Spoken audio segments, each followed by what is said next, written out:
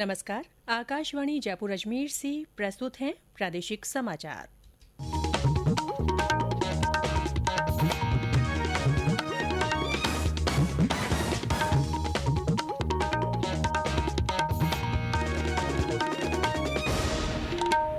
समाचारों के साथ मैं रितिका गुप्ता। प्रधानमंत्री नरेंद्र मोदी ने देशवासियों से अपील करते हुए कोरोना काल के इस दौर में कहानी और किस्सा गोई की परंपरा को फिर से समृद्ध करने का आह्वान किया है। श्री मोदी आज आकाशवाणी पर मन की बात कार्यक्रम में बोल रहे थे।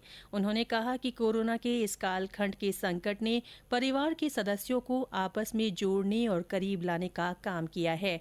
इस लंबे समय में कई परिवारों में दिक्कतें हुई। इन दिक्कतों को किस्सा गोई से दूर किया जा सकता है। कहानियों का इतिहास उतना ही पुराना है जितनी की मानव सभ्यता। Where there is a soul there is a story. कहानियां लोगों के रचनात्मक और संवेदनशील पक्ष को सामने लाती है। भारत में कहानी कहने की या कहे किस्सा गोई की एक समृद्ध परंपरा रही है। हमें गर्व है कि हम उस देश के वासी हैं जहां हितोपदेश और पंचतंत्र की परंपरा रही। श्री मोदी ने मन की बात कार्यक्रम में कहानी और किस्सा गोई की कला को आगे बढ़ाने के लिए सराहनीय पहल करने वाले लोगों से बातचीत भी की। प्रधानमंत्री ने कार्यक्रम में किसानों का जिक्र किया। उन्होंने कहा कि कोरोना के इस विपरीत समय में हमारे किसानों ने अपना दमखम दिखाया है। हमारे देश के कृषि क्षेत्र, किसान और गांव आत्मनिर्भर भारत का आधार हैं और ये मजबूत होंगे तो भारत की नींव मजबूत होगी। संकट के इस काल में भी हमारे देश के कृषि क्षेत्र ने फिर अपना दमखम दिखाया। बीते कुछ समय में इन क्षेत्रों ने खुद को अनेक बंदिशों से आजाद किया है, अनेक मिथकों को तोड़ने का प्रयास किया है। मुझे कई ऐसे किसानों की चिट्ठियां मिलती हैं, किसान संगठनों से मेरी बात होती है जो बताते हैं कि कैसे खेती में नए नए आयाम जुड़ रहे हैं, कैसे खेती में बदलाव आ रहा है। साथियों, आज की तारीख में खेती को हम जितना आधुनिक विकल्प देंगे उतना ही वो आगे बढ़ेगी। उसमें नए नए तौर तरीके आएंगे, नए इनोवेशंस जुड़ेंगे। श्री मोदी ने कहा कि कल शहीद भगत सिंह की जयंती है और 2 अक्टूबर को महात्मा गांधी और लाल बहादुर शास्त्री की जयंती है, जिनका भारत के निर्माण में अमिट योगदान है। हम उनको नमन करते हैं। कार्यक्रम के अंत में श्री मोदी ने लोगों से मास्क पहनने और 2 गज की दूरी बनाए रखने की अपील की। पूर्व केंद्रीय मंत्री और बाड़मेर के पूर्व सांसद जसवंत सिंह का नई दिल्ली में लंबी बीमारी के बाद निधन हो गया है। वे 82 वर्ष के थे।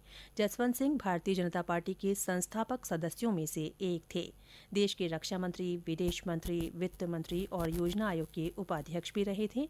राष्ट्रपति रामनाथ कोविंद, प्रधानमंत्री नरेंद्र मोदी ने श्री सिंह के निधन पर शोक व्यक्त किया है। प्रधानमंत्री ने एक ट्वीट में कहा कि जसवंत सिंह ने पहले एक सैनिक के रूप में और बाद में राजनीति से जुड़कर राष्ट्र की सेवा की।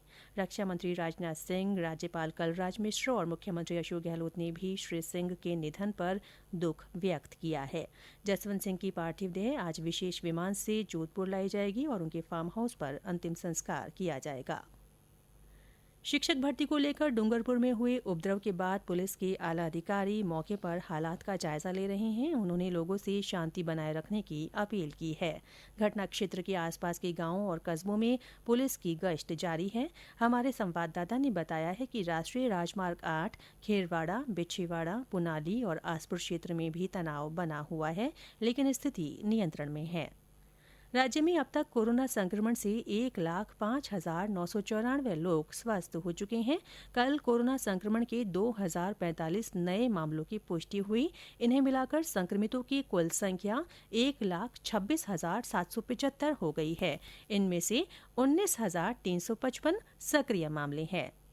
आज विश्व पर्यटन दिवस है। इस बार इसका विषय है पर्यटन और ग्रामीण विकास। दुनिया भर में सांस्कृतिक और प्राकृतिक विरासत को सुरक्षित रखने के अवसर उपलब्ध कराने में पर्यटन की अनूठी भूमिका रेखांकित करने के लिए हर साल 27 सितंबर को विश्व पर्यटन दिवस मनाया जाता है। इस साल का पर्यटन दिवस ऐसे समय में आया है जब दुनिया भर के देश कोविड-19 के प्रभाव से उबरने के लिए पर्यटन क्षेत्र की ओर देख रहे हैं।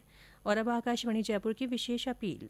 श्रोताओं, कोरोना से बचाव के लिए घर से बाहर हमेशा मास्क पहनें, 2 गज की दूरी बनाए रखें, बार बार हाथ धोएं और बहुत आवश्यक होने पर ही घर से बाहर निकलें। इसी के साथ प्रादेशिक समाचार बुलेटिन समाप्त हुआ। हमारा अगला बुलेटिन राजस्थानी में दोपहर 3 बजे प्रसारित होगा। नमस्कार।